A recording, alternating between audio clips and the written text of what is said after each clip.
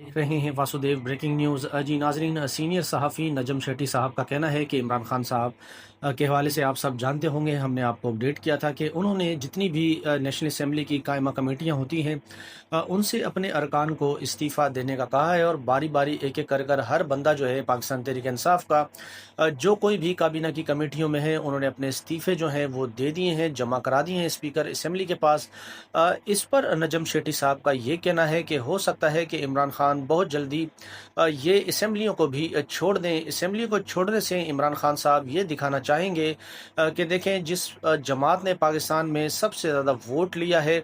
और जिस जमात का लीडर सबसे ज़्यादा मकबूल है वो पार्लियामेंट से बाहर है, तो फिर ये किस तरह की जमहूरियत है। एंकर ने उनसे सवाल किया कि इमरान खान पहले भी असम्बलियों से निकल चुके हैं, तो इस पर नजम शेट्टी साहब ने कहा कि अभी की जो सिचुएशन है वो मुख्तलिफ है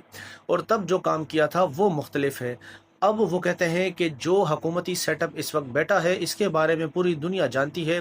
कि इनको कौन लाया है और ये सेटअप किस तरह से बैठा है। तो इमरान खान जो मौजूदा सिस्टम है इसको लेजिटिमेसी देने के लिए बिल्कुल भी तैयार नहीं है, ऐसा कहना है नजम शेट्टी साहब का।